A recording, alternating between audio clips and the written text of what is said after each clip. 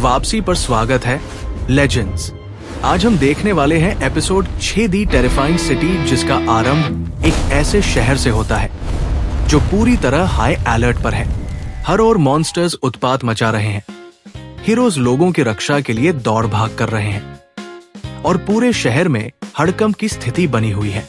लेकिन इस सब के बीच साइटमा हमेशा की तरह अपने ही कार्यों में व्यस्त है और किसी विशेष चिंता में दिखाई नहीं देता। और फिर उसकी आवाज हमें उसके पूरे दिन की यात्रा पर लेकर चलती है। साइटमा को प्रोफेशनल हीरो बने हुए अब 5 दिन बीत चुके थे। अब तक कोई भी बड़ा इंसिडेंट सामने नहीं आया था, लेकिन न जाने कैसे जीनोस उसके घर में ही रहने लगा था। घर पर समय बिताते हुए साइटमा ने देखा कि जीनोस कुछ लिख रहा है। उसने जिज्ञासा से पूछा कि वो क्या कर रहा है। जीनोस ने बताया कि वो अपने मास्टर के निर्देशों और ट्रेनिंग मटेरियल का लेखा जोखा तैयार कर रहा है। ये सुनकर साइटमा और भी असहज हो गया। एक बार फिर ऐसा लग रहा था कि जीनोस उससे किसी असाधारण ज्ञान की अपेक्षा कर रहा है। समस्या ये थी कि साइटमा को स्वयं नहीं लगता था कि उसके पास सिखाने के लिए कुछ विशेष है। उसे ऐसा अनुभव हो रहा था मानो वो अनजाने में जीनोस को भ्रमित कर रहा हो। कुछ उपयोगी बताने के लिए साइटमा ने सोचना आरंभ किया। शायद कोई ट्रेनिंग मेथड, शायद कोई गहरा जीवन सिद्धांत। लेकिन जितना अधिक वो सोचता गया, उसके मन में केवल फिजिकल ट्रेनिंग ही आती रही। फिर भी उसे पता था कि ये जीनोस के लिए पर्याप्त नहीं होगा। आखिरकार जीनोस एक साइबोर्ग था। बातचीत आगे बढ़ी तो जीनोस ने हीरो एसोसिएशन के एक सेमिनार में सीखी हुई बात का उल्लेख किया। नियमों के अनुसार यदि कोई सी क्लास हीरो पूरे एक सप्ताह तक कोई हेरोइक ड्यूटी पूरी नहीं करता तो उसका नाम हीरो रजिस्ट्री से हटाया जा सकता है। इसके बाद जीनोस ने पूछा कि साइटमा का क्या विचार है। ये सुनकर साइटमा चौंक गया। उसने पूछा, क्या सच में ऐसा नियम है? जीनोस ने तुरंत इसकी पुष्टि कर दी। समस्या ये थी कि साइटमा को अब तक ऐसा कोई कार्य मिला ही नहीं था जिसे वो कर सके। टेलीविजन पर केवल बड़े डिजास्टर, टेररिस्ट अटैक या खतरनाक मॉन्स्टर्स की घटनाएं ही दिखाई जाती थी। अधिकांश घटनाएं इतनी गंभीर होती थी कि लोगों को क्षेत्र खाली करवाना पड़ता था। इन बड़े संकटों के अतिरिक्त शहर में मानो कुछ हो ही नहीं रहा था। जीनोस ने समझाया कि साइटमा शायद इस स्थिति से परिचित नहीं है, क्योंकि अब तक उसका सामना केवल अत्यंत शक्तिशाली विलन से हुआ था। लेकिन अधिकांश सी क्लास हीरोज का दैनिक कार्य बिल्कुल अलग होता है। वे आमतौर पर स्नैचिंग, रॉबरी और अचानक होने वाले हमलों जैसी घटनाओं को संभालते हैं। एक कार्य पूरा करने के बाद वे सीधे अगले असाइनमेंट पर निकल जाते हैं। सी क्लास हीरोज की संख्या बहुत अधिक होने के कारण उन्हें स्वतंत्र रूप से कार्य करना पड़ता है ताकि वे अपना स्थान बनाए रख सकें। इसी कारण अनेक हीरोज को बार बार असफलताओं का सामना करना पड़ता है और अंततः वे ये कार्य छोड़ देते हैं। जीनोस के अनुसार ये डोर टू डोर सेल्स जैसा ही था। यदि आप स्वयं प्रयास नहीं करते तो आपको कोई पहचान नहीं मिलती। ये सुनते ही साइटमा को अपनी स्थिति की गंभीरता का आभास हुआ। जब बाकी हीरोज कार्य कर रहे थे तब वो घर में बैठकर कॉमिक बुक्स पढ़ रहा था। उसने तुरंत निर्णय लिया कि अब समय नष्ट नहीं करना है। वो तुरंत बाहर निकल पड़ा। जीनोस ने साथ चलने का प्रस्ताव दिया, लेकिन साइटमा ने उसे तुरंत रोक दिया। यदि एक सी क्लास हीरो हर समय किसी एस क्लास हीरो के साथ दिखाई दे तो उसके स्वयं के कार्यों को महत्व नहीं मिलेगा। फिर भी जीनोस ने अपने मास्टर के शिष्य के रूप में सहायता करने की इच्छा व्यक्त की। इस पर साइटमा ने वो बात बताई जिसे वो अपनी शक्ति का मूल कारण मानता था। उसने कहा कि उसने फिजिकल ट्रेनिंग इसलिए आरंभ की थी क्योंकि वो वास्तव में हीरो बनना चाहता था। उसी प्रबल इच्छा ने उसे यहाँ तक पहुंचाया था। संभव है कि यदि जीनोस भी उसी लक्ष्य के प्रति पूर्ण समर्पण रखे तो वो भी स्वयं को बदल सके। साइटमा ने स्वीकार किया कि फिजिकल ट्रेनिंग शायद किसी साइबोर्ग के लिए विशेष लाभदायक न हो, लेकिन सोचने का दृष्टिकोण अवश्य बहुत कुछ बदल सकता है। बोलते समय स्वयं साइटमा को भी नहीं पता था कि उसकी बात किस दिशा में जा रही है। फिर भी वो किसी प्रकार एक सीख देने में सफल रहा। उसके अनुसार स्किल और स्ट्रेंथ प्राप्त करने से पहले व्यक्ति को धैर्य तथा आंतरिक विकास को मजबूत करना चाहिए, और ये तभी संभव है जब वो हीरो वर्ल्ड की चुनौतियों का सामना स्वयं करे। ये सोचकर साइटमा ने जीनोस को एक टास्क सौंपा। फिलहाल उसका लक्ष्य इस क्लास की सर्वोच्च रैंक तक पहुंचना होगा। जीनोस ने बिना किसी विलंब के ये टास्क स्वीकार कर लिया और अपना संपूर्ण प्रयास लगाने का वचन दिया। ये देखकर साइटमा ने मन ही मन अपने सौभाग्य का धन्यवाद किया कि उसकी बात काम कर गई। इसके बाद वो पूरे शहर में घूमता रहा, किसी क्रिमिनल, मॉन्स्टर या उपद्रव करने वाले व्यक्ति की खोज में। वो दौड़ता रहा और दौड़ता रहा और लगातार दौड़ता रहा, लेकिन उसने जहां भी देखा शहर पूरी तरह शांत था। अंततः साइटमा ने हार मान ली। हीरो स्टेटस खोने का जोखिम उठाने से पहले उसके पास केवल एक दिन शेष था, इसलिए उसने घर लौटकर समस्या को अगले दिन के लिए छोड़ देने का निर्णय लिया। अगला दिन आ गया। दुर्भाग्य से वो भी पिछले दिन जितना ही शांत था। कोई घटना नहीं, कोई अवसर नहीं, कोई हेरोइक ड्यूटी नहीं। धीरे धीरे साइटमा की निराशा बढ़ने लगी।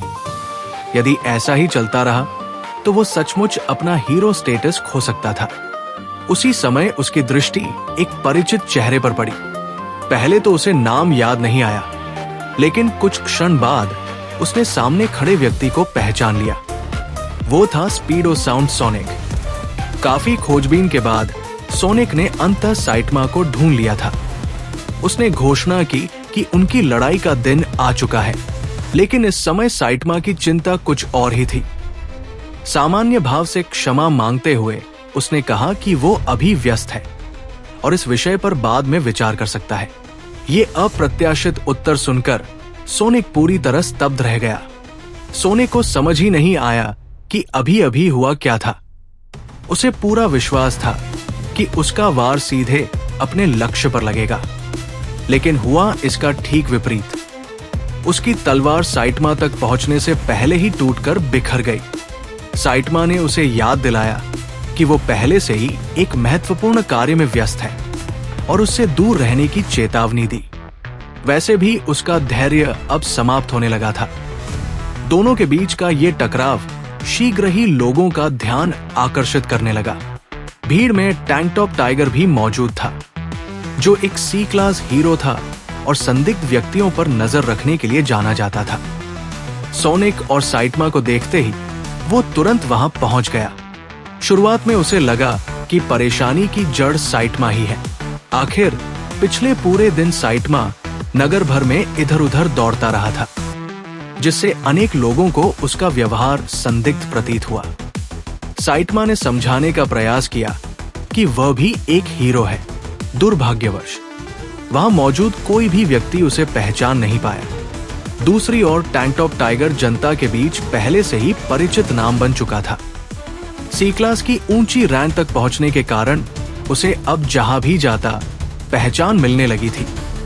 विवाद अभी चल ही रहा था कि अचानक सोनिक की रुचि इस चर्चा से समाप्त हो गई। बिना किसी चेतावनी के उसने एक एक्सप्लोडिंग शरीकन फेंक दिया।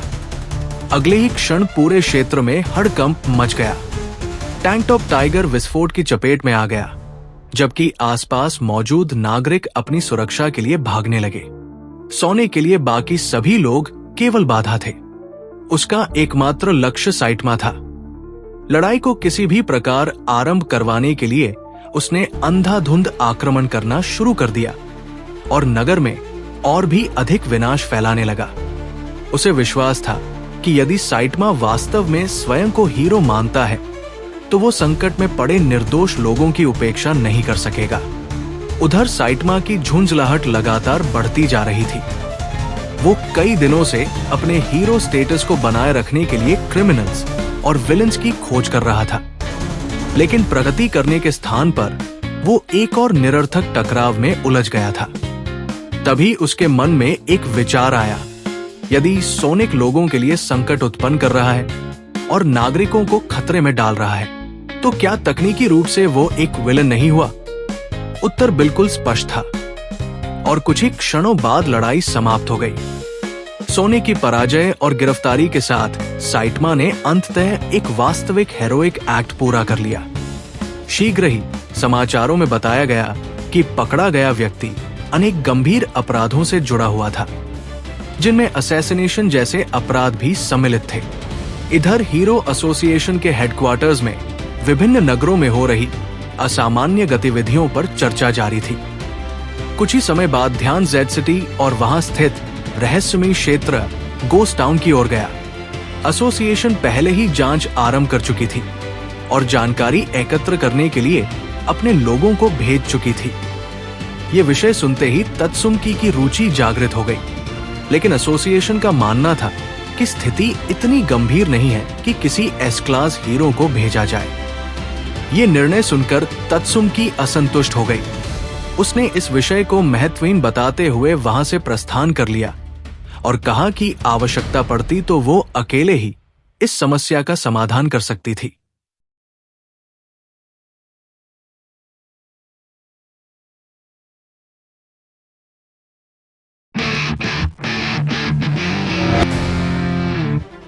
उसी समय एसोसिएशन के रिसर्च डायरेक्टर्स की एक बैठक भी चल रही थी। क्षेत्र के विभिन्न नगरों से लगातार रिपोर्ट्स प्राप्त हो रही थी। एक के बाद एक हीरोज ने सूचित किया कि उन्हें कोई बड़ा खतरा दिखाई नहीं दिया। हालांकि हाल के समय में कई बड़ी आपदाएं सामने आई थी, फिर भी एसोसिएशन को इस बात की चिंता थी कि कहीं कोई छिपा हुआ संकट विकसित तो नहीं हो रहा। उनका उद्देश्य था कि अगली बड़ी त्रासदी आने से पहले ही मॉन्स्टर एक्टिविटी का पता लगाया जा सके। अधिकांश नगरों से सामान्य स्थिति की सूचना प्राप्त हुई। हालांकि एफ सिटी से एक विचित्र रिपोर्ट सामने आई। वहां पैराडाइसिस नामक टेररिस्ट ग्रुप का पूर्व नेता एक सूट पहनकर जॉब इंटरव्यूज देता हुआ दिखाई दिया था। बाकी रिपोर्ट्स पूरी होने के बाद अंततः सभी का ध्यान जेड सिटी की ओर गया। अब एसोसिएशन ये जानना चाहती थी कि रहस्यमयी गोस्ट टाउन के भीतर क्या पता चला है। हीरो एसोसिएशन हेडक्वार्टर्स में चर्चा का केंद्र अब जेड सिटी का रहस्यमयी गोस्ट टाउन बन चुका था। वर्षों के दौरान इस क्षेत्र की छवि अत्यंत खतरनाक बन गई थी। यहाँ मॉन्स्टर इंसिडेंट्स अन्य किसी भी स्थान की तुलना में कहीं अधिक संख्या में होते थे। फिर भी अब तक किसी ठोस रिपोर्ट से ये स्पष्ट नहीं हो पाया था कि इसके पीछे वास्तविक कारण क्या है। स्थिति की जांच के लिए एसोसिएशन ने दो अत्यंत कुशल ए क्लास हीरोज स्प्रिंग मस्टाचियो और गोल्डन बॉल को भेजा। जेड सिटी पहुंचने के बाद दोनों ने नगर के विचित्र इतिहास पर चर्चा आरंभ की। लगभग एक दशक से मॉन्स्टर इंसिडेंट्स लगातार बढ़ते जा रहे थे और पिछले कुछ वर्षों में शक्तिशाली मॉन्स्टर्स के प्रकट होने की गति और भी तेज हो गई थी। स्थिति इतनी गंभीर हो गई कि अंततः वहां रहने वाले लोगों ने वो क्षेत्र छोड़ दिया और अन्य स्थानों पर चले गए। आश्चर्य की बात ये थी कि नगर की अधिकांश व्यवस्था अब भी सुरक्षित थी। पानी की आपूर्ति चालू थी, बिजली भी उपलब्ध थी, भवन भी पूरी तरह सुरक्षित खड़े थे। फिर भी पूरे नगर में एक भी निवासी शेष नहीं बचा था। अफवाहों के अनुसार गोस्ट टाउन अब भयानक मॉन्स्टर्स का निवास स्थान बन चुका था। इस विषय में अनेक धारणाएं प्रचलित थी, लेकिन वास्तव में कोई नहीं जानता था कि इतने अधिक मॉन्स्टर्स वहां एकत्रित क्यों हो रहे थे। कुछ लोगों का मानना था कि नगर के किसी भाग में मॉन्स्टर्स की एक विशाल कॉलोनी छिपी हुई है, जबकि कुछ का विचार था कि कोई अत्यंत शक्तिशाली मॉन्स्टर लगातार नए मॉन्स्टर्स उत्पन्न कर रहा है। सत्य चाहे जो भी हो, दोनों हीरोज को पूरा विश्वास था कि गोस्ट टाउन के भीतर कुछ असामान्य अवश्य मौजूद है। जैसे जैसे वे सुनसान सड़कों के भीतर आगे बढ़ते गए, अचानक उनकी दृष्टि सामने चल रही एक आकृति पर पड़ी। शुरुआत में दोनों ये समझ ही नहीं पाए कि वह कोई मनुष्य है या मॉन्स्टर। इतने खतरनाक स्थान पर किसी सामान्य व्यक्ति का रहना असंभव सा प्रतीत हो रहा था। इसलिए उन्होंने उस रहस्यमय आकृति का पीछा करने का निर्णय लिया। कुछ ही समय बाद उन्हें वही चीज दिखाई दी जिसकी खोज में वे यहाँ आए थे। उनके सामने एक मॉन्स्टर प्रकट हुआ। अपने कौशल को सिद्ध करने का अवसर देखकर दोनों हीरोज ने तुरंत आक्रमण कर दिया। गोल्डन बॉल ने अपना प्रसिद्ध प्रोजेक्टाइल छोड़ा। वो एक अत्यंत शक्तिशाली बुलेट थी जो मोटे लोहे तक को भेद सकती थी। लेकिन उसके आश्चर्य की सीमा नहीं रही जब मॉन्स्टर ने उसे अत्यंत सहजता से रोक दिया। इसके बाद स्प्रिंग मस्टाचियो ने अपनी विशेष टेक्निक का प्रयोग किया, लेकिन उसका आक्रमण भी बिना किसी कठिनाई के विफल कर दिया गया। कुछ ही क्षणों में स्पष्ट हो गया कि उनका प्रतिद्वंद्वी अनुमान से कहीं अधिक शक्तिशाली था। उस मॉन्स्टर के शरीर से निकले जैसे अंगों में असाधारण शक्ति और दृढ़ता थी। वे अनेक दिशाओं से एक साथ आक्रमण कर सकते थे और उनका प्रहार अत्यंत विनाशकारी था। स्थिति को गंभीर होता देखकर स्प्रिंग मस्टाचियो ने हीरो एसोसिएशन से संपर्क कर सहायता मांगने का प्रयास किया, लेकिन संदेश पूरा भेजा जाता उससे पहले ही मॉन्स्टर ने एक अप्रत्याशित बात बताई। वो मूल रूप से गोस्ट टाउन का निवासी नहीं था। वह भी यहाँ केवल उन अफवाहों को सुनकर आया था जिनमें कहा जाता था कि इस क्षेत्र में अत्यंत शक्तिशाली मॉन्स्टर्स एकत्रित हो रहे हैं। लेकिन यहाँ पहुंचने के बाद उसे ज्ञात हुआ कि वास्तविकता उन कथाओं से बहुत अलग थी, और यही निराशा उसके मन में एक नया विचार लेकर आई। यदि गोस्ट टाउन में कोई महान मॉन्स्टर मौजूद नहीं है तो वो स्वयं वही मॉन्स्टर बन जाएगा। गोस्ट टाउन मॉन्स्टर की उपाधि उसे अत्यंत आकर्षक लगी। उधर हीरो एसोसिएशन हेडक्वार्टर्स में शीघ्र ही जेड सिटी से एक आपातकालीन रिपोर्ट पहुंची। गोल्डन बॉल पहले ही पराजित हो चुका था, जबकि स्प्रिंग मस्टाचियो संकट में था और तत्काल सहायता की मांग कर रहा था। एसोसिएशन ने बिना विलंब किए आसपास के हीरोज को वहां भेजने का आदेश दिया। इस मिशन के लिए कम से कम एक ए क्लास हीरो की आवश्यकता थी। हमले का समाचार फैलते ही कई हीरो जेड सिटी की ओर बढ़ने लगे। इधर वो मॉन्स्टर सुनसान सड़कों पर भटक रहा था। एक हीरो को हराने के बाद उसे लगा था कि उसे प्रसिद्धि मिलेगी, लोग भयभीत होंगे, उसकी शक्ति की चर्चा होगी। लेकिन उसे केवल सन्नाटा मिला। पूरा नगर वीरान पड़ा था। उसकी शक्ति देखने वाला कोई नागरिक नहीं था। उसके नाम से भयभीत होने वाली कोई भीड़ नहीं थी, और ऐसा कोई भी नहीं था जिसे उसके अस्तित्व तक का ज्ञान हो। कुछ समय बाद मॉन्स्टर को स्वयं समझ आ गया कि गोस्ट टाउन में बने रहने का कोई विशेष लाभ नहीं है। यदि वो पूरे क्षेत्र को अपना अधिकारक क्षेत्र घोषित भी कर दे, तब भी उसकी शक्ति देखने वाला कोई नहीं होगा। ये सोचकर उसने आबादी वाले क्षेत्रों की ओर जाने का निर्णय लिया। लेकिन जैसे ही वो वहां से जाने वाला था, उसकी दृष्टि पास खड़े किसी व्यक्ति पर पड़ी। पहले उसे लगा कि शायद वह कोई हीरो है, लेकिन ध्यान से देखने के बाद उसने ये विचार त्याग दिया। उसे ये देखकर आश्चर्य हुआ। यदि अभी भी सामान्य लोग इस क्षेत्र में रह रहे हैं, तो संभव है कि भयानक मॉन्स्टर से जुड़ी अफवाहें उतनी सत्य न हो जितनी बताई जाती है। उधर जेड सिटी के दूसरे भाग में साइटमा अपने घर लौट चुका था। घर पहुंचते ही उसे अचानक एक महत्वपूर्ण बात याद आई। वो कोम्बू ब्रॉथ खरीदना भूल गया था। सौभाग्य से जीनोज ने उसे बताया कि उसका एक डिब्बा पहले से ही दरवाजे के बाहर रखा हुआ है।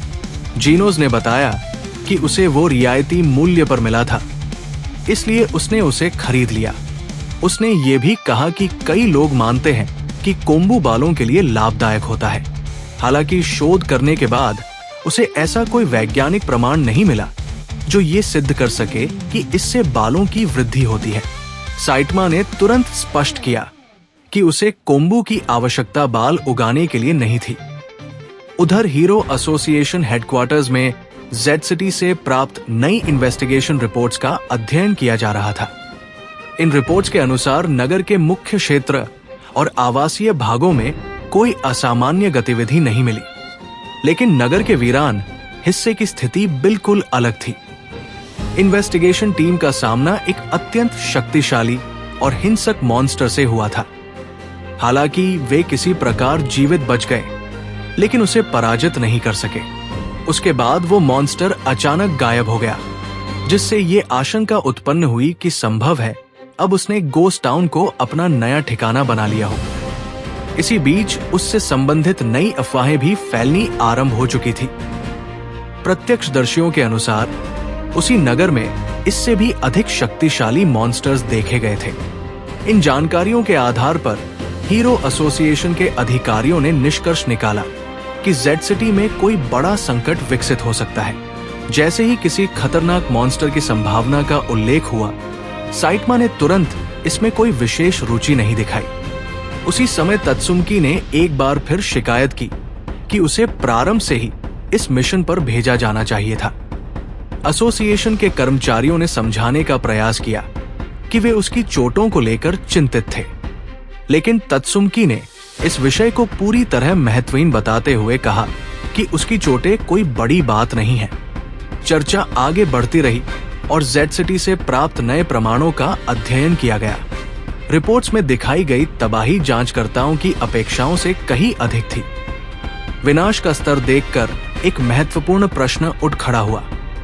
आखिर ऐसा कौन सा मॉन्स्टर हो सकता है जो अपने पीछे इतनी भयानक तबाही छोड़ दे? कुछ लोगों ने तो ये भी विचार व्यक्त किया कि क्या घटनास्थल पर मिले अवशेष उसी मॉन्स्टर के थे जिसका सामना गोल्डन बॉल और स्प्रिंग मस्टाचो ने किया था, जबकि अन्य लोगों का मानना था कि संभव है अनेक शक्तिशाली मॉन्स्टर्स के बीच क्षेत्रीय अधिकार को लेकर संघर्ष हुआ हो। कारण चाहे जो भी रहा हो, एक बात पूरी तरह स्पष्ट थी, जेड सिटी में कोई अत्यंत खतरनाक शक्ति सक्रिय थी। इसी कारण एसोसिएशन ने आगे भी इन्वेस्टिगेशन और सर्वेलेंस जारी रखने का निर्णय लिया। जैसे जैसे अफवाहें फैलती गई, हीरोज के बीच जेड सिटी की चर्चा भी बढ़ने लगी। कई हीरोज पहले ही वहां दिखाई देने वाले एलीट मॉन्स्टर्स की कथाएं सुन चुके थे, जबकि कुछ का कहना था कि वास्तविक स्थिति उन कथाओं से भी अधिक भयावह है। अफवाहों के अनुसार ये नगर अब केवल मनुष्यों के लिए ही नहीं, बल्कि मॉन्स्टर्स के लिए भी भय का कारण बन चुका था।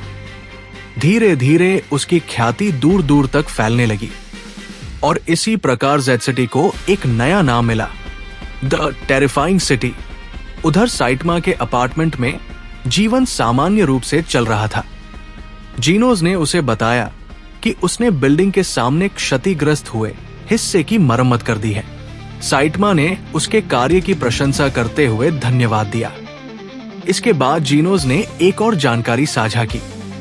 साइटमा की हीरो रैंकिंग में सुधार हुआ था।